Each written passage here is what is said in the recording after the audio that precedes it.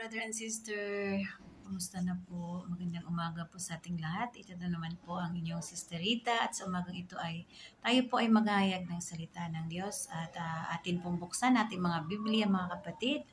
At bago po ang lahat na nanalangin na po tayo para po makapag-share tayo sa ating mga kapatiran sa mga salita ng Diyos. So, praise God. Purihin ang Diyos. Buksan po natin dito sa Isaiah 26 verse 4. Sinabi po dito, magtiwala kayong lagi sa Panginoon dahil siya ang ating bato na kanlungan magpakailanman. Praise God. So, sa mga kapatiran ko na sa FW, mga kababayan ko na nariyan, panatilihin natin magbukas ng ating mga Biblia. Kung wala po tayong dalang Biblia, maaari po natin itong buksan sa Google. May Biblia po at pwede pa rin po natin i-download ang apps na ito. Marami pong mga libreng mga apps sa Bible pwede nating ilagay sa ating mga cellphone. So dito po, bigyan ko lang ng konting explanation ayon sa guide ng Holy Spirit. Sinabi po dito, napaka makapangyarihang mensahe ito galing sa ating Panginoong Diyos. So, makapangyarihang mensahe tungkol sa tiwala at pananampalataya sa Panginoon. Amen.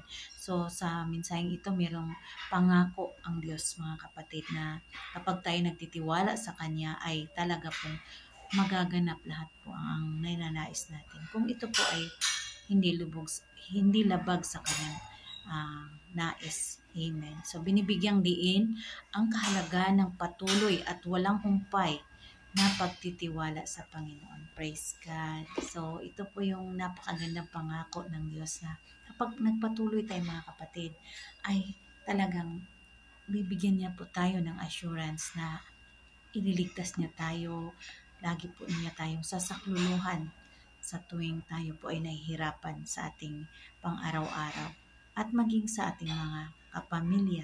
Ganun din mga kapatid. So, pinapaalala dito sa lahat ng mga believer, tayong mananampalataya, na ang Diyos lamang ang nag-iisang Panginoong Hesus, Panginoong Jehovah. So, ang isa lang naman ang ating Panginoon. Kahit marami po tayong mga sekta o mga religion, ay isa lang po talaga ang Diyos natin.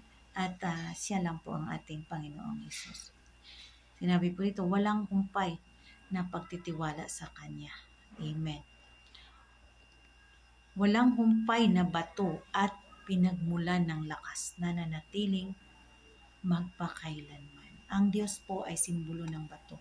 Ibig sabihin matibay, pwede mong sandalan dahil po bato siya. At napakalakas ng Kanyang kapangyarihan. Hindi po nauubos ang kapangyarihan ng Diyos, bagkus ay lumalakas ito araw-araw. Amen. At tayo po mga nanampalataya ay dapat po natin siyang igalang, irespeto at bigyan ng pagpapahalaga dahil po siya po ang ating Diyos na may likha sa ating mga kapatid. So dito po, meron po tayong supporting verse dito. Makikita rin po natin sa Kawikaan 3:5-6. Sinabi po dito, tiwala ka ng buong puso sa Panginoon. Magtiwala ka ng buong puso sa Panginoon at huwag kang manalig sa sariling karunungan. Sa lahat ng iyong gawain ay kilalanin siya at ituwid niya ang iyong mga landas. Amen. So, napakalinaw mga kapatid, kapag tayo po ay magtitiwala sa ating Panginoon Diyos, ay i-guide niya po tayo. So, meron po tayong wisdom. Bibigyan po tayo ng wisdom dahil po sa banal na spirito na namumuhay sa atin. Kapag tayo po ay laging nagbabasa, nakikinig ng salita ng Diyos, ay ito po ay lumalago. Kagaya po sa akin. Dati hindi ko po maunawaan ang pagbabasa ng Biblia. Hindi ko po alam bakit ganun. Maraming mga salita sa Biblia na hindi mo kayang unawain. Ngunit sa patuloy nating pakikinig, pagbabasa, ay ito po ay nagre-rema sa ating isipan mga kapatid. Kaya napakaganda na ugaliin natin magbasa ng Biblia, makinig ng mga salita ng Diyos. Hindi lang po purong makamundo po ang ating pagtuunan ng pansin. Bagkus pagtuunan po din po natin ang spiritual na bagay. At dito po tayo bibigyan ng kagalakan, kasiyahan, peace of mind na sa oras po ng ating mga problema ay hindi po tayo matitinag. Pagkus po ay nagtitiwala tayo sa Panginoon. Lagi po nating sinasabi na may Diyos po ako, hindi po ako pabayaan ng Diyos, na walang kaba sa dibdib. Meron po tayong mga bagay na hindi inaasahan at kailangan po talaga nating isipin kung tayo po ay nanampalataya sa Panginoon. Huwag po nating hayaang mawala ang ating tapang pagdating sa mga pagsubok sa buhay, kapatid. Kaya yan lang naman, ito lamang po ang aking ma-share sa umaga ito. Nawa po mayroon po tayong napulot na kaunting aral dito at lagi ko pong dinadalangin sa Panginoong Hesus na tayo pong lahat ay bigyan niya po tayo ng wisdom at palakasin ang ating buhay spiritual dahil ito po ang nararapat nating mga Kristiyano.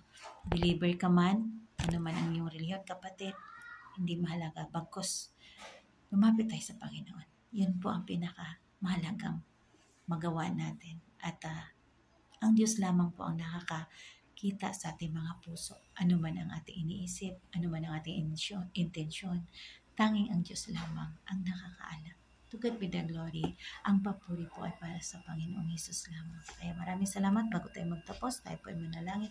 Panginoong Hesus, maraming salamat po sa umagang ito. Pagpalain po ang bawat nakarinig, ang bawat lumalapit sa Panginoon na may malinis na intensyon. Hallelujah. Salamat, Lord. I-guide mo po ang lahat.